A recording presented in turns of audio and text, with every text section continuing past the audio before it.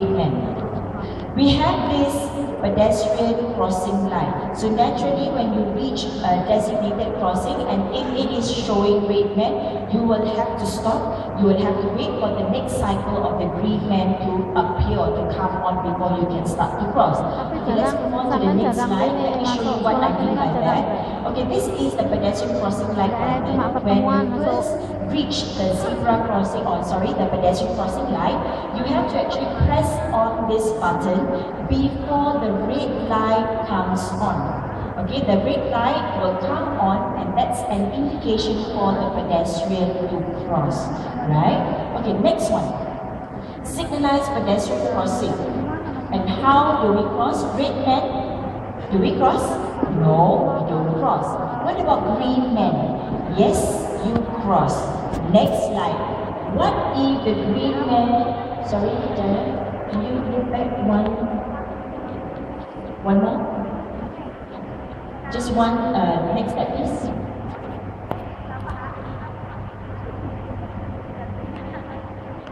Forward, thank you.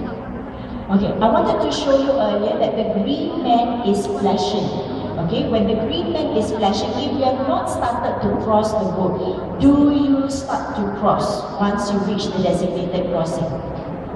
Okay, if the green man starts to flash, jadi you cannot cross the road. You have to wait for the next green man cycle to come on. Please press on the designated button. Okay, you have to wait first for the next green man cycle to come on before you can actually start to cross the road. Okay, just now I mentioned to you that pedestrians have the right at zebra crossing, but do we take advantage? Do we actually run across a designated crossing? No, we do not. Okay, so we have to practice curb drill exercise. So what is curb drill exercise? Curb drill exercise is about checking to your right, then you check to your left, check to your read too fast here. You check to your right again, and then you can raise up your hands before you can start to cross the road. So this is the curb drill exercise that you have to deal or to practice. Okay, let's go through again. You have to look right, left, right again. Next step is to raise up your hands. Make sure all the cars have come to a complete stop before you can actually start to cross the road. Next slide, please. Okay, a bit of safety on pedal cyclists. What are the things that you have to adopt? The precautionary measures as a pedal cyclist. Pre-cycling check before you decide to actually pedal or cycle on the road. You have to make sure some precautionary measures are taken. Wear safety gears is the next step. And also, while you are cycling, always observe traffic rules and regulation. Okay, pre-cycling check that you have to observe. You have to put on helmet, gloves, shoes. You cannot put on slippers. Alright, it serves as a protection when you fall. So that's the reason why you have to actually put on your shoes. And also paddings both on your elbows and your knee guards. Alright, next slide please. Okay, at bus stop. Is this the right place for you to actually stand while waiting for the public buses? No, this is dangerous, alright? You will not know when you will actually come across a careless or inconsiderate bus driver who will mount the curb and hit onto these innocent bystanders. We've got some cases, fatal accidents in fact, to support this. So that's the reason why we would like to bring this up to your attention. If you're waiting for the public buses, please wait safely away from the yellow line available at the bus stop. Okay, next slide please. Okay, in short, what I have covered in this morning's talk is on the safety of pedestrians and also on the safety of pedal cyclists. Okay, I touch a bit on the safety on how you should actually stand at the bus stop. With that, I thank you very much for your kind attention. Right, I'll hand you over to the next speaker. Thanks. Oke, saya langsung terjemahkan ke bahasa Indonesia. Yang pertama ya, tadi kan ada yang pertama. Yang pertama itu mengenai kejahatan yang sering terjadi di Singapura. Bapak itu tadi harus hati-hati kalau di tempat umum. Contohnya ada yang moles, tahu nggak moles? Di jawil-jawil, kalau di Indonesia di jawil-jawil. ya.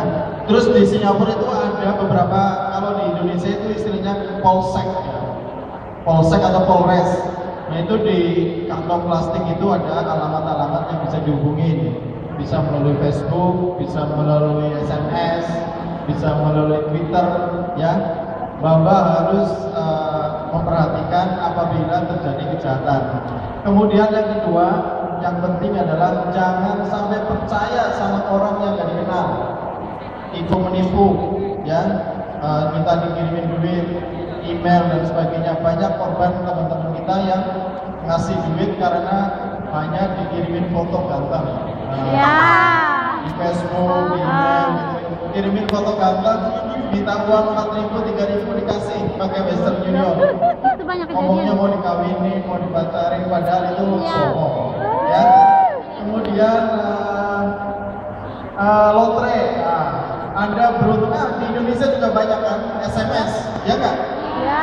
Simpati di sini juga ternyata banyak. Anda menerima hadiah Mobil. iPhone 5, tolong kirimin uang saya untuk nebus. Nah, itu modus-modus Indonesia sebenarnya ditiru di Singapura, ya. Kemudian itu moles, kekerasan dari rumah tangga, ya. Kalau tadi ada yang nampar oleh majikan, juga jangan segan-segan lapor ke kantor polisi yang tadi udah dijelasin sama Letnan siapa itu, Pak Jumbi, ya. Mana-mana yang bisa dihubungin lewat Facebook atau alat komunikasi yang lain. Kemudian ya tadi abuse, ya. Langsung lapor ke polisi, nanti dicek luka-lukanya itu. Kemudian jangan suka memberikan makanan di tengah jalan, dikasih makanan ke orang nggak dikenal, maksudnya membantu, tapi tiba-tiba yang dikasih makanan terus sakit perut, Bapak bisa dituntut juga. Itu slide yang pertama, presentasi yang pertama mengenai pencegahan kejahatan di Singapura. Nah, yang kedua soal lalu lintas, ini nanti akan dijelasin secara singkat oleh Mas Raka. Kami persilakan. Terima kasih Mas Osmo. Untuk yang pertama, perhatian adalah kartu yang ada di dalam tas, di goodie bag, di tas bisa diambil. Di situ jelas ada informasi KBRI, ada nomor teleponnya di situ, ada Singapore Police Force juga ada di sana. Ada 6 divisi polis yang ada di Singapura. Bisa dikontak ke senternya maupun ke pos-pos polisinya, ya. Jadi di situ itu alamat yang penting, jangan hilang. Selanjutnya untuk masalah jaywalking. Jadi tadi adalah penjelasan mengenai beberapa peraturan lalu lintas yang ada di Singapura. Yang namanya di Singapura beda sama di Indonesia. Kalau nyebrang itu tadi yang pertama, nyebrang itu harus ada lampunya. Kalau lampunya merah jangan jalan, ibu-ibu semua. Jadi kalau lampunya hijau baru jalan. Kalau lampunya merah terus gimana? Dipencet. Ada pencetannya kan di situ. Mungkin nggak tahu. Pokoknya jangan jalan kalau sebelum itu warna hijau. Terus nyebrang harus di tempat penyeberangan, tidak boleh di luar jalur penyeberangan. Jadi hanya di tempat situ, karena kalau ada apa-apa nanti masalahnya bisa dipanjang. Kalau misalnya saat ibu-ibu nyebrang di tempat penyeberangan dan kenapa-napa, yang salah adalah mobilnya. Kalau nyebrang tidak di tempat penyeberangan, yang salah adalah ibu-ibu sendiri. Gitu ya, itu yang pertama. Yang next.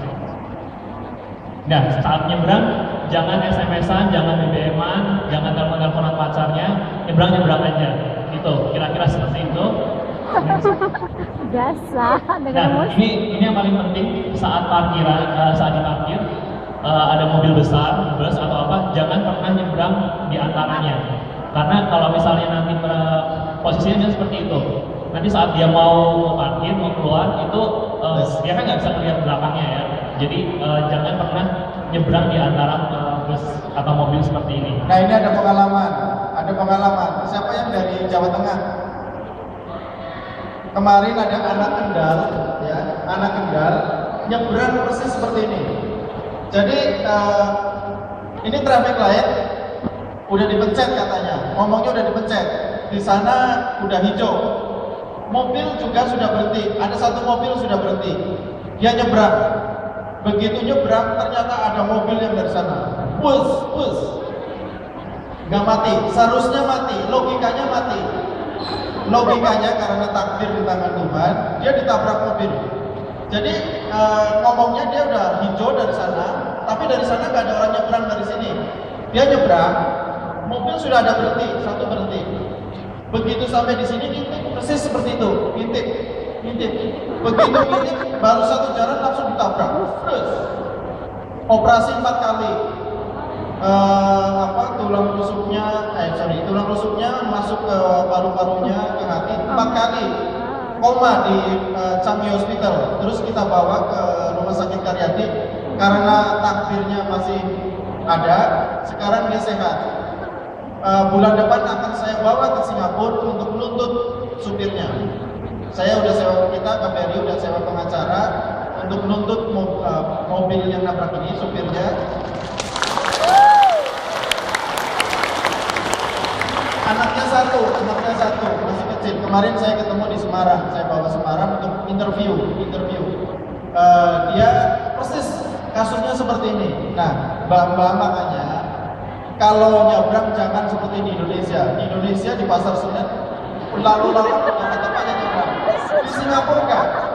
Kalau sampai di sana lampunya merah, Mbak nyebrang, ketabrak, Mbak yang salah.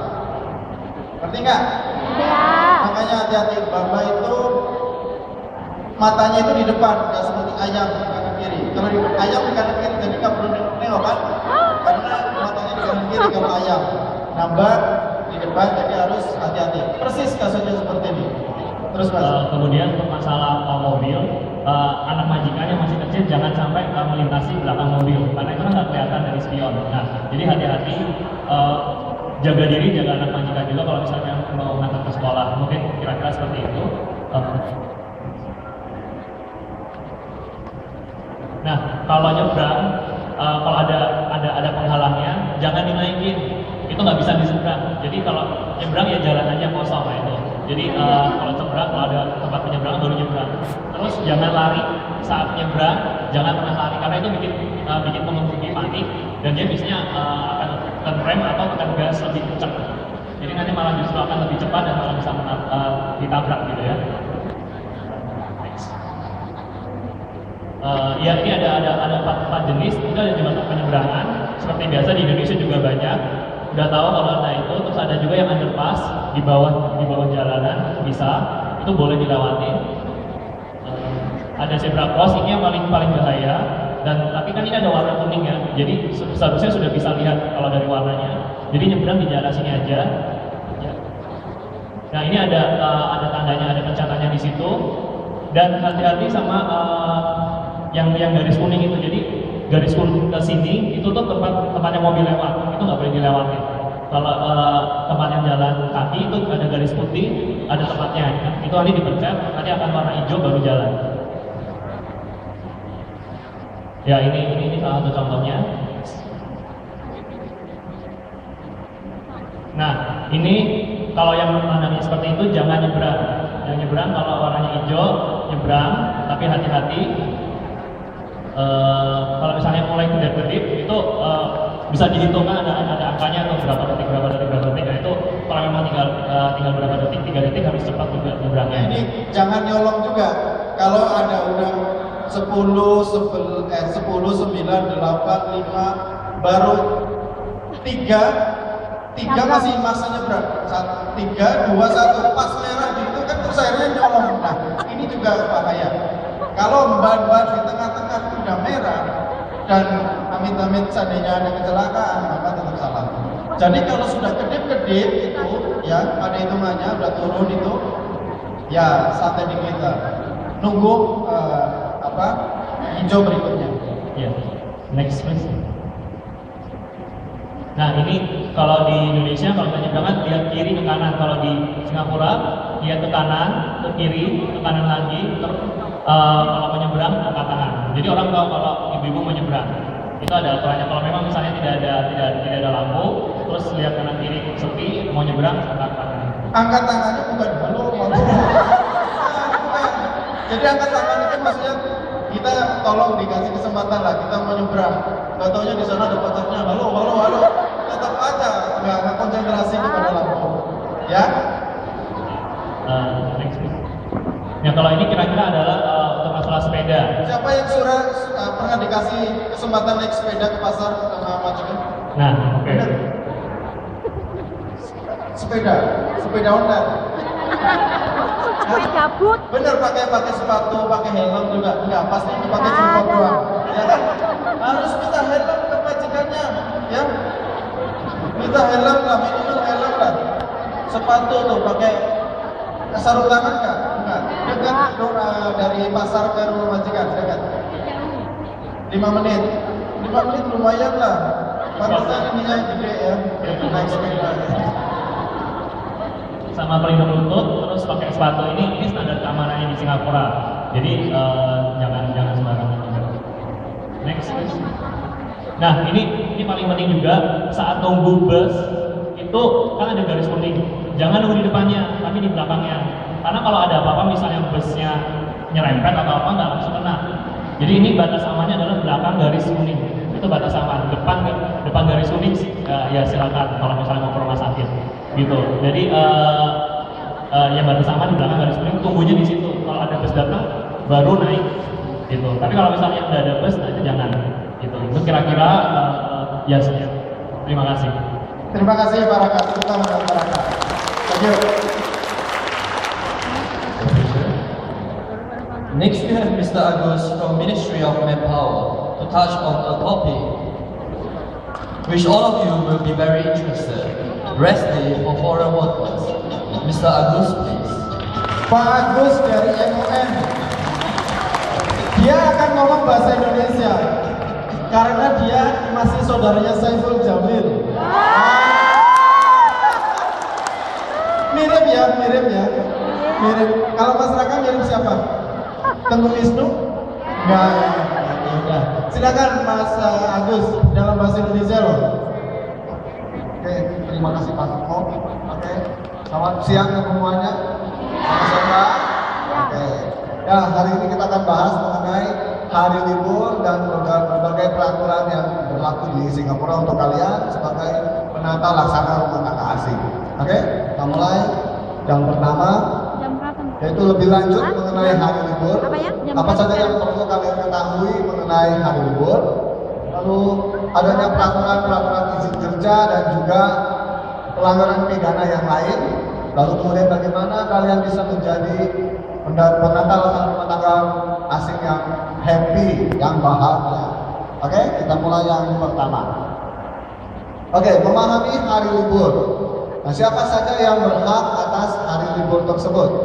Yang pertama adalah bagi mereka yang kontrak kerjanya dimulai atau diperpanjang pada mulai tanggal 1 Januari 2013. Jadi kalau Bapak semua datang ke Singapura pada tahun ini, semua berhak atas hari libur. Nah, berapa banyak hari liburnya? Yaitu setiap minggu sekali. Karena sebulan ada 4 minggu, maka kalian mendapatkan 4 kali hari libur per bulannya. Namun, libur tersebut harus disesuaikan dengan majikan. Mungkin majikan menghendaki kalian membantu di rumah pada hari libur tersebut, jadi kalian mungkin tidak dapat semuanya 4 hari. Tapi kalau tidak dapat 4 hari, dalam perjanjian akan dituliskan berapa penggantian atau kompensasinya. Dan kompensasinya dihitung bagaimana cara hitungnya, yaitu gaji per bulan, gaji pokok dibagi 26 hari. Jadi contohnya di depan ini, kalau gajinya $420 dibagi 26, jadi gaji per harinya adalah $15.38. Itu adalah minimum gaji yang harus dibayar oleh majikan. Tapi kalau majikannya baik hati, mau ngasih lebih juga boleh ya Pak ya. Nah, kalau kalian ternyata hari ini hari libur, tapi oleh majikan diminta untuk membantu, nah, apakah kalian akan membantu atau tidak? Membantu ya. Kalau membantu tentu ada 2 pilihan. Pertama, kalian minta dibayar 1 hari gaji, atau Mem, saya tidak mau, mem, saya tidak mau dibayar, mem, saya maunya hari libur. Maka majikan akan mengganti hari libur tersebut, tapi dalam bulan yang sama, tidak lewat bulan. Oke? Lalu selanjutnya, jika kalian punya libur, tentu kalian harus terbuka, kalian bicara terbuka dan fleksibel serta komunikasi. Ya bagaimana? Tergantung kebutuhan majikan. Kalau majikan benar-benar membutuhkan bantuan kalian, misalnya ada pesta ulang tahun anaknya pada hari Minggu, kalian diminta bantu, ya tentu kalian akan membantu. Ya juga jangan bilang, mem nggak bisa mem, ini hari libur saya mem, nggak mau mem bantu. Oke? Jadi kalian perlu membantu majikan dan juga mengatur kesepakatannya, diganti dengan hari apa atau dibayar saja. Oke, itu yang pertama. Lalu berikutnya lagi, apa yang dapat kamu lakukan? Ya kalau libur tentu kalian berhak ya kemana saja. Kalian mau jalan-jalan, mau shopping juga boleh. Tapi saya hanya sarankan di sini, kita dari MOM menyarankan gunakanlah hari libur itu dengan cara yang konstruktif dan positif. Ya positif itu contohnya misalnya kursus pendidikan atau pelatihan keterampilan. Kursus pendidikan misalnya itu apa? Kursus komputer, kursus bahasa Inggris, lalu kemudian latihan keterampilan misalnya yang suka masak, kursus memasak, yang suka seni, belajar seni, dan yang lain-lainnya ya, memotong rambut dan lain-lain. Nah, tempat kursusnya di mana? Di sini ada daftar tempat kursus yang bisa diikuti. Ya, mungkin ada yang mau nyatet kursusnya. Yang di atas itu yang pertama itu FAS, dan nomornya 65091535. Yang mau nyatet silakan dicatat dulu. Lalu ada lagi yang nomor 3, ya mungkin nomor 2 tidak perlu untuk kalian karena itu untuk orang Filipina. Dan nomor 2, nomor 3 ACMI, yang di situ nomornya 62848797. Lalu ada lagi GoFort Training Center. Nah ini cuma ada email saja. Yang mau nyatet boleh nyatet emailnya gofort@signet.com.sg. Lalu terakhir ada lagi AIDA untuk kursus pengelolaan keuangan. Di sini kalau bagi yang mau buka usaha misalnya belajar cara mengelola uang, bisa telepon ke AIDA, nomornya di 67325434. Oke, ada yang pernah nyatat?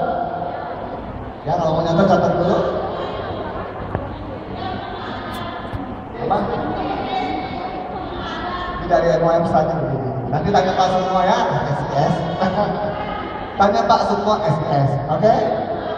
Ya ini untuk semua pembantu di sini ya, tidak hanya Indonesia saja, oke? Ya selanjutnya mungkin kalian ada pertanyaan, ya apa yang saya boleh lakukan pada hari libur? Yang pasti kalian tidak boleh bekerja pada orang lain, ya selain majikanmu sendiri. Oke, di sini perlu diketahui kalau kalian bekerja pada orang lain itu namanya bekerja secara ilegal, ya ilegal. Jadi kalian harus tahu dan itu ada hukumannya tentunya. Oke. Selanjutnya, ya, apakah kalian boleh merubah perjanjian hari istirahat? Tentu kalian boleh berubah, tapi kalian harus bicara pada majikan dan semuanya dalam bentuk tertulis. Ya, jadi perubahan itu harus dituliskan. Apakah kalian mau gantinya berapa kali atau dan lainnya? Jadi hari apa diganti hari apa? Ya, ini harus tertulis supaya jelas tanggung jawabnya nanti. Kalau tidak, kalian bisa dibayar oleh majikan juga. Oke?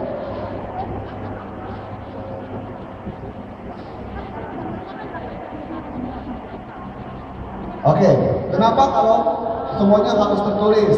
Karena di Singapura peraturan hukum sangat ketat. Ya, kalian tidak bisa melaporkan majikan sembarangan.